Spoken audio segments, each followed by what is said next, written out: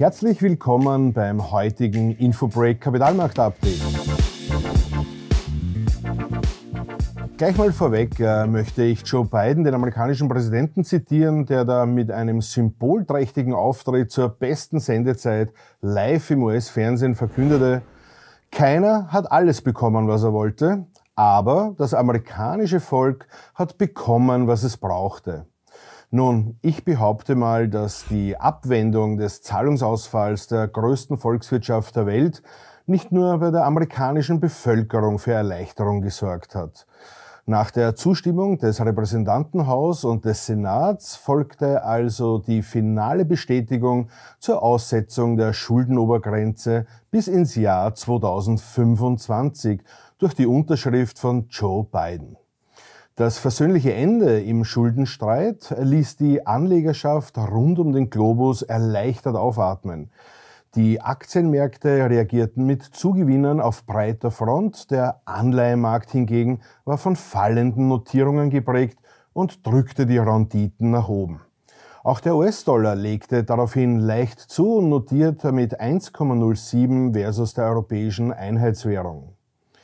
Neben der Einigung im Schuldenstreit waren es vor allem die Daten rund um den US-Arbeitsmarktbericht, der da als Impuls für die Marktbewegung gesehen werden kann.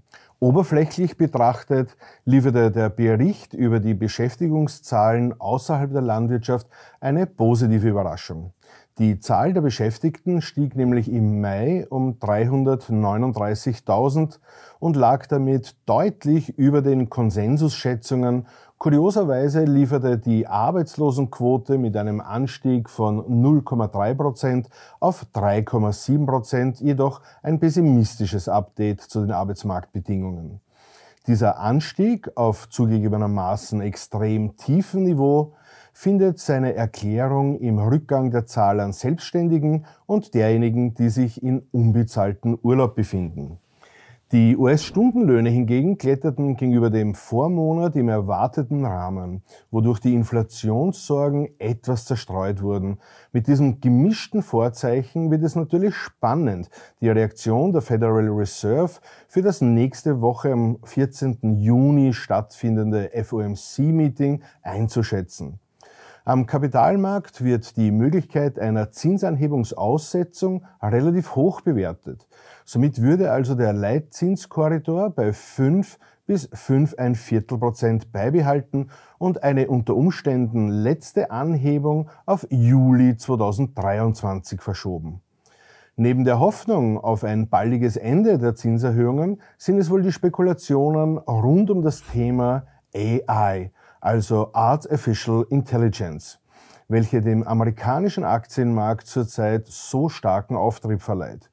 Immerhin verzeichnete der S&P 500 Index ein Plus von ca. 15% und der technologielastige Nasdaq 100 sogar einen Wertzuwachs von plus 30% in diesem Jahr. Künstliche Intelligenz ist also die Basis, auf der menschliche Intelligenz nachgeahmt wird. Zu diesem Zweck werden Algorithmen erstellt, angewendet und in eine dynamische Computing-Umgebung, also in Arbeitsspeicher, Netzwerke und deren Rechenleistung integriert. Einfach ausgedrückt ist KI der Versuch, Computer zu menschlichen Denken und Verhaltensweisen zu veranlassen. Je menschlicher das gewünschte Ergebnis sein soll, desto mehr Daten- und Verarbeitungsleistung werden benötigt. Sieht man sich aktuell die Situation am amerikanischen Aktienmarkt näher an, so sieht man bei Darstellung eines gleichgewichteten Index, dass es die großen Technologieunternehmen sind, die überproportional stark von diesem neuen Hype rund um die KI profitieren. Ganz vorne in der Liste der Top-Performer seit Jahresanfang ist Nvidia mit plus 160%, Amazon mit plus 46%, Alphabet, das ist die Dachgesellschaft von Google mit plus 45% oder aber auch Microsoft und Apple mit circa 38% Wertzuwachs. Extrahiere ich aber diese großen 5, dann sehe ich auch, dass der breite Markt eine bescheidenere Performance aufweist. Die Tatsache, dass es im abgelaufenen Monat Mai mehr Werte im S&P 500 Index gegeben hat, die neue Tiefs statt neue Kurshochs zu verzeichnen hatten, deutet wohl ebenfalls auf eine gewisse Abschwächung im Momentum hin. Ist das Glas also nun halb voll oder halb leer? Wie immer liegt alles im Auge des Betrachters. Mit der Hoffnung, auch nächste Woche wieder viele Augen und viele Ohren bei unserem Kapitalmarkt-Update begrüßen zu dürfen, verabschiede ich mich. Alles Liebe und Gruß geht raus, euer Christian Leinweber.